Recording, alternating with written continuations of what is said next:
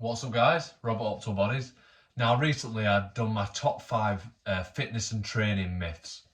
So I wanted to carry on with that and then relate it back to nutrition. So I'm going to do the top 5 big nutrition myths, and there's quite a lot of them, but I wanted to narrow it down to the ones that I think matter the most. So, number 1,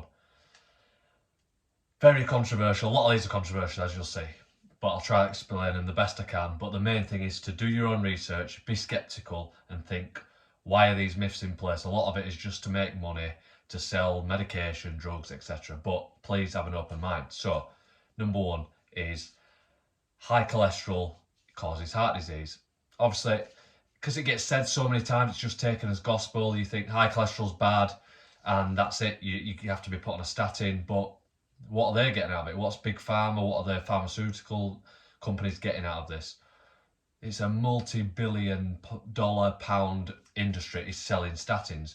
So if your cholesterol's over a certain number, they'll chuck you on a statin. Most people are like, okay, I believe you, I believe my doctor. They know better than me. They're only human. They're only dictating what they're being taught. Doesn't mean it's always right. So let's go into a bit more detail with this.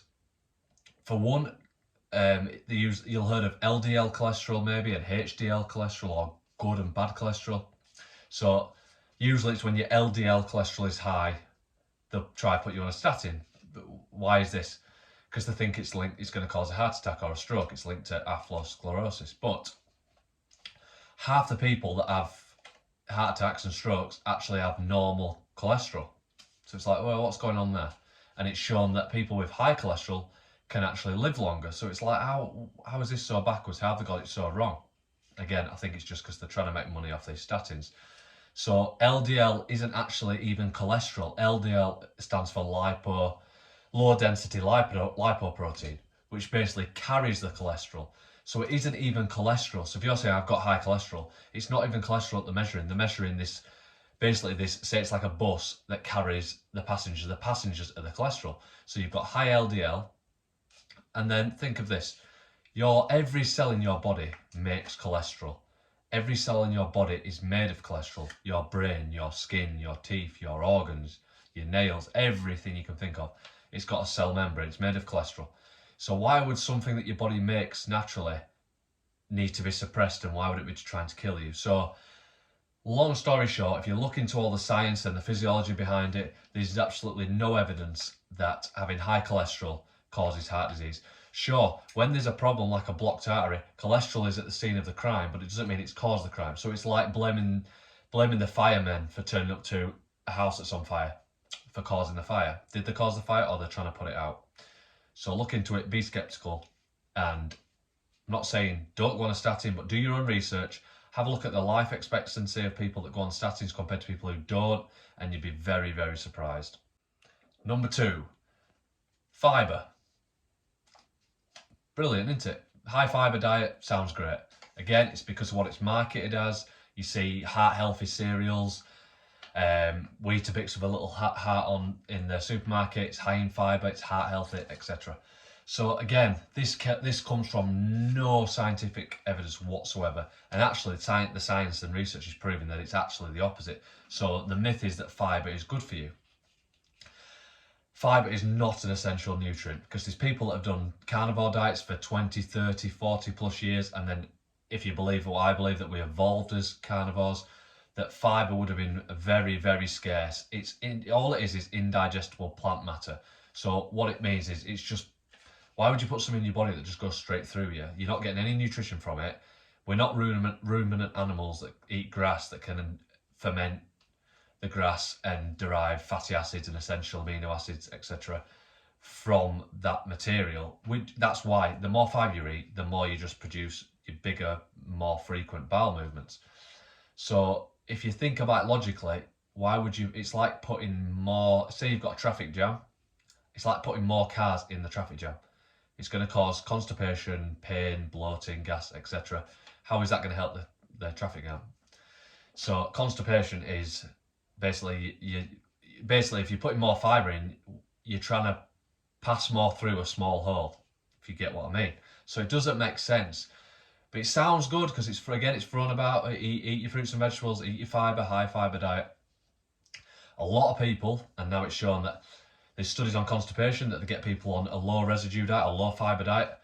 100% of the people's constipation resolve from taking fibre out of the diet. There's people who have inflammatory bowel diseases like ulcerative colitis, Crohn's, IBS type things. What do? They get told to get rid of fibre and it drops it down. So fibre is, again, it's looking like it's more one of the opposite things in that occurs of what we're told. So fibre, in my eyes, it's not essential. I don't think it's beneficial, and in some people it can be a negative. You have fibre and you don't suffer any bloating, pain, constipation. Worse than that, like blood, autoimmune problems, which is another story. So a lot of plant material can trigger autoimmune, skin conditions, joint conditions, rheumatoid arthritis, thyroid conditions. All those are linked to plant material. So be skeptical again. Look into the research, and then number one is just be your own anecdote. Try having more fibre, try having less fibre, see if you get what the pros and cons are, and you'll be pleasantly surprised, guaranteed. Number 3 is that we need carbohydrates. So just like fibre, a carbohydrate is not an essential nutrient. You've got essential fatty acids, essential amino acids, so your fat and protein, and you've got your essential vitamins and minerals. That is it. And we know this because your body has a process called gluconeogenesis, which basically means making its own carbs or glucose from scratch. So it can make them from glycerol, which is part of the triglycerol molecule, which is what body fat is. So you've got triglycerides as energy in adipose tissue. So it can make it from glycerol. It can make it from protein. So you've got amino acids that can be gluconeogenic. You can make them into glucose. And also there's the lactic system and the liver, etc. I think it's called the Cori cycle. That can recycle lactate, which is basically a waste product produced from making energy, again into carbohydrates. So, and again, so many carnivores for decades and decades and decades, and then there's people like the Inuit or the Eskimos, those sort of tribes that wouldn't plant matter and vegetables and carbohydrate sources wouldn't ever grow in their environment, and yet they've lived off like whale blubber and seals and fish, things like that, and have no problem and seem to be really, really healthy. They've never heard of heart disease or cancer in those sort of communities. So how have they survived not eating carbohydrates? So yeah, as bodies have just adapted to that environment, gluconeogenesis occurs.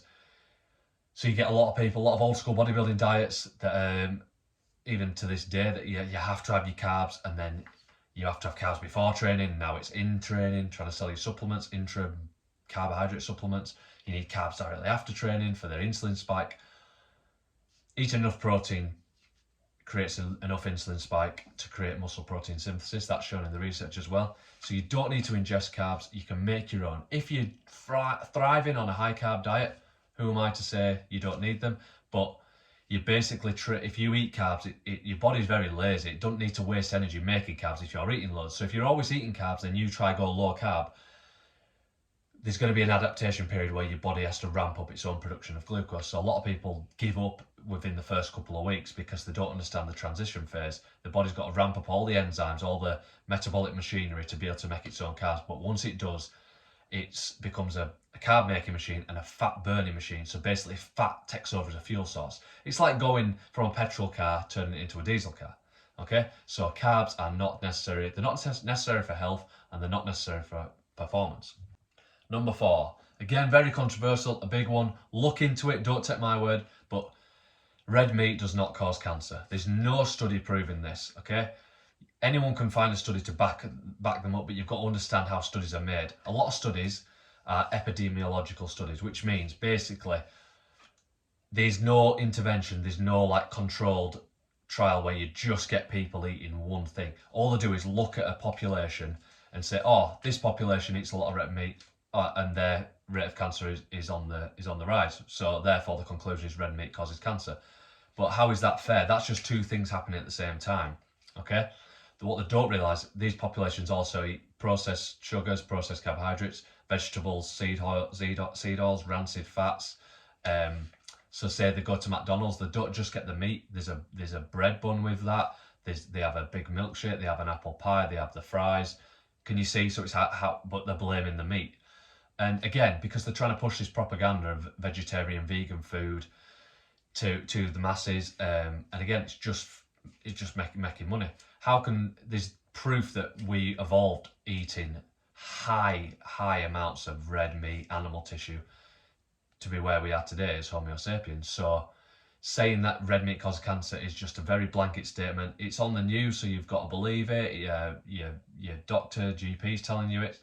Limit your red meat intakes. Like, we're literally made of red meat. Your cells are always turning over. You need to replace what you're made of. So red meat is not proven to cause cancer. And even these epidemiological studies, it's shown that it's a tiny percent increase, which is really insignificant, but that's just been blown out of proportion. If you understand relative risk and absolute risk, you understand the percentages that they've classed red meat as a type 2 carcinogen, I believe, and then processed red meat, like bacon, things like that, they've classed that as a type 1 carcinogen along the same lines of smoking. So it's like, okay, how does that make, so eating animals is the same as smoking, okay?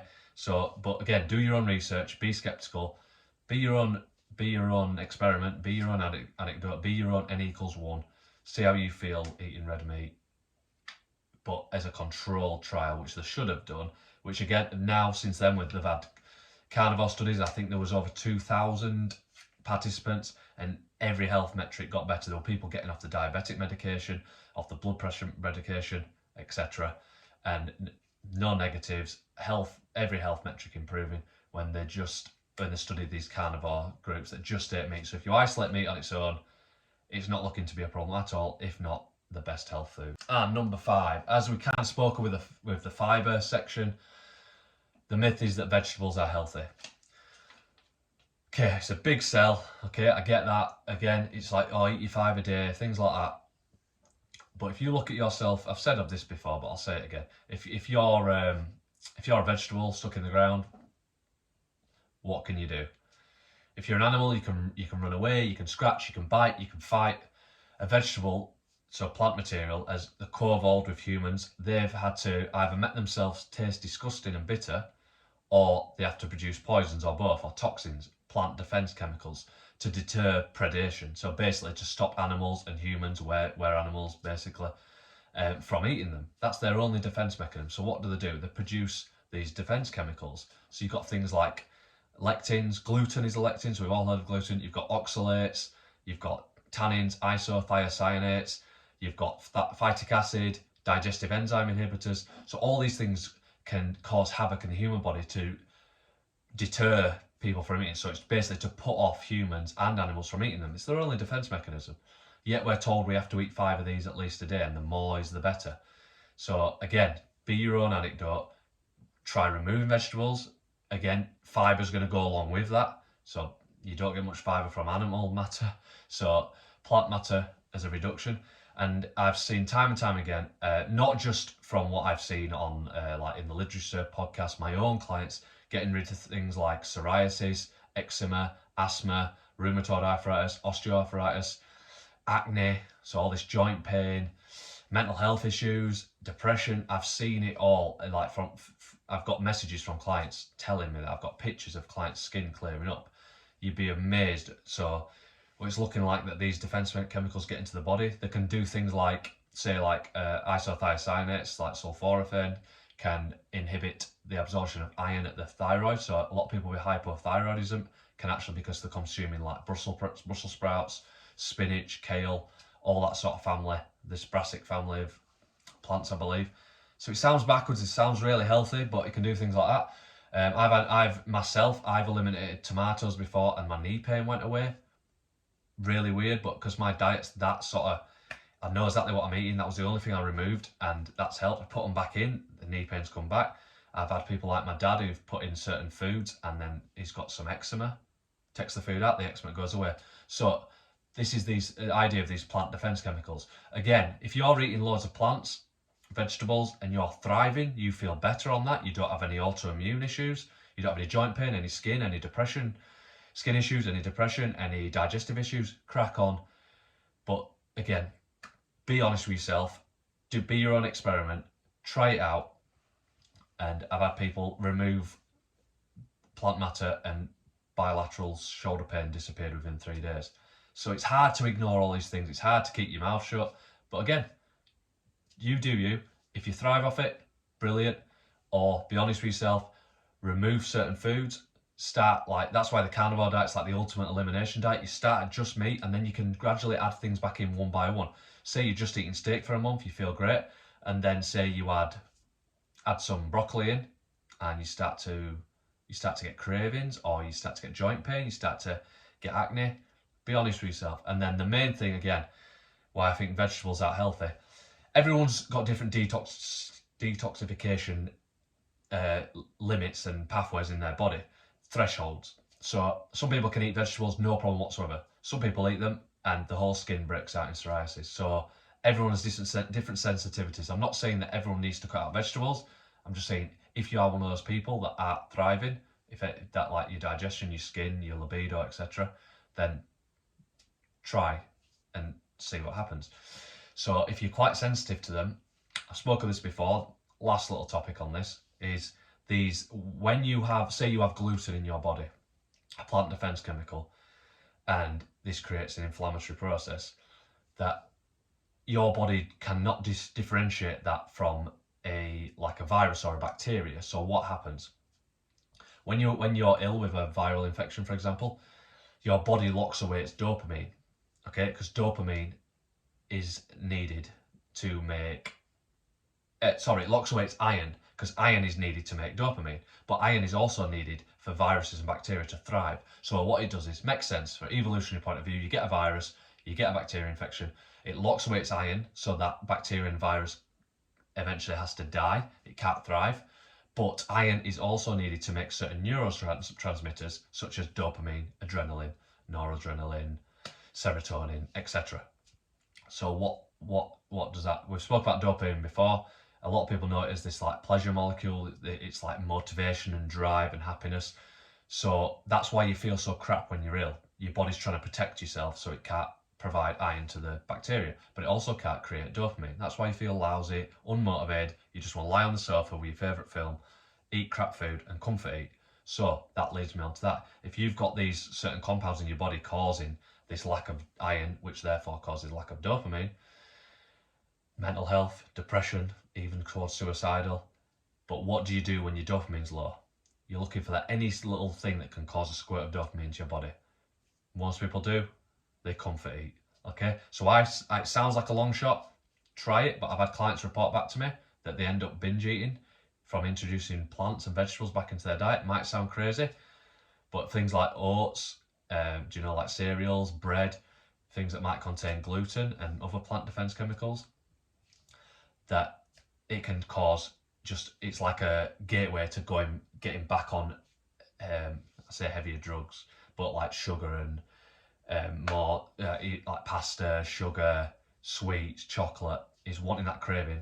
And I think it's because people are in a low dopamine state. Okay, so rambled on enough, but I like to give a lot of context. I can't just say high cholesterol doesn't cause heart disease, fiber's bad for you, we don't need carbs, red meat doesn't cause cancer, and vegetables aren't healthy. Then you'd be like, who's this quack? Okay, like, subscribe, comment. Again, if you think I'm full of BS, comment in the comments below, tell me why. If you're interested in more about this, comment below. If you like it, comment below, share, tag your mates, whatever. Cheers guys, thanks for listening.